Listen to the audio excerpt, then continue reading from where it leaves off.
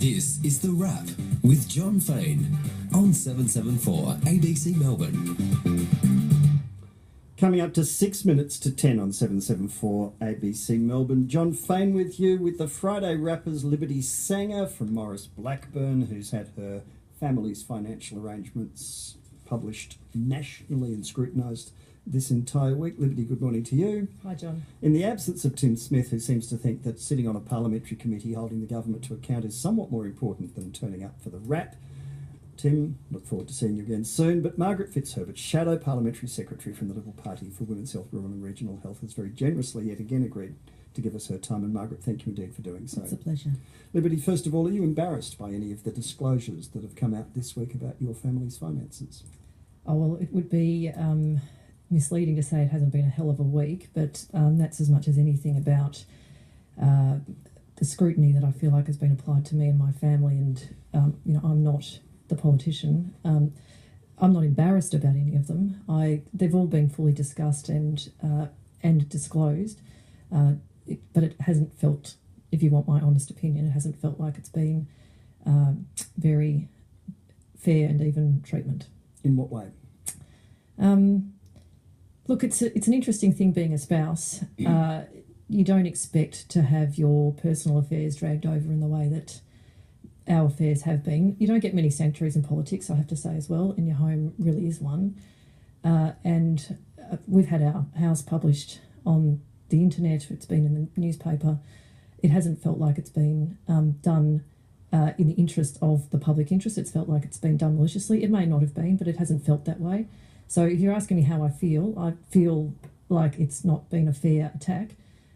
Having said all of that, one thing that I'm not walking away from, and neither is David, is that he stuffed up.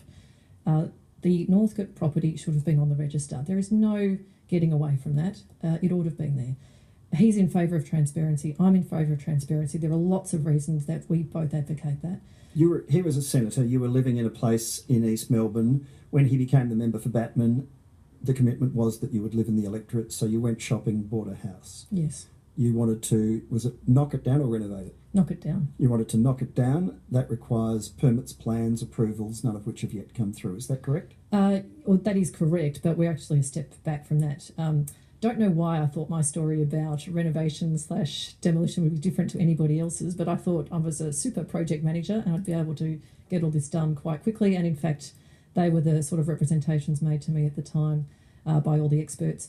Lots of things have turned up that have made it a much slower process and much more like the process that had been described by everybody else who's ever tried to renovate or rebuild. In the meantime, you decided to rent the property out rather than have it sit there empty, which would have been a bad look for someone who believed that, you don't sit on properties and leave them vacant.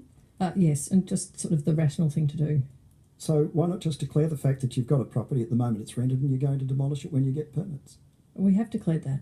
Well, no, you didn't on his... He didn't declare on the register. On his register of members' interest. Well, as he said, he made a mistake. There was no intention to mislead. It was an omission. And as soon as that omission was brought to his attention, he's done all he can to rectify that.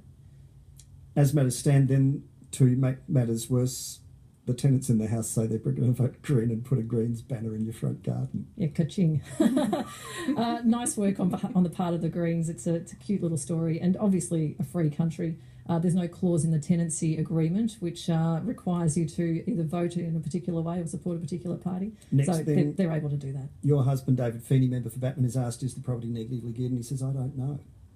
Yeah, he did say that, but he did also say, I'll find out and get back to you. That's what I mean about the unfair reporting. How could you not know? How can you forget you've got a property that cost a couple of $1 million for a start, and how could you then forget whether or not it's rented and whether or not the rent is effectively offsetting the cost? Well, point one, he didn't forget he had a property. It was not on the register. There is a difference. Point two, I'm the person in the marriage that takes care of all the financial arrangements about the way we structure things. He doesn't. That's not that weird. I don't know how other couples sort out their finances, but usually someone takes the lead on that and the other one doesn't. So yes, he had to find that out because I'm the one that's arranged the arrangements with the real estate agent who in turn have found the tenants. I'm the one who's dealt with our accountant on all of these issues. Now, is that worthy of public comment? I don't know, but that's the reality of our marriage, and it's not unreasonable that he would go and find out the answer before winging it. And then the next thing was there was a big kerfuffle about the fact that there's a property in Canberra that's been his stays in Canberra. Well, I didn't actually follow the detail of this, so you might have to correct me if I make a mistake. A property in Canberra that is also owned where he lives during parliamentary sessions and pays rent effectively to you out of his parliamentary allowance. Is that correct? To the family trust, but yes. Which is the sort of arrangement that got Joe Hockey into deep water. And here is someone on the Labor side who stands on what is thought to be a sort of more pointing the finger pedestal type of, oh, we don't do that sort of thing, but in fact is doing it. Well, people have tried to make this sound a lot more complicated than it actually is, John. At all times, he and I have complied with the law. We always have, always will.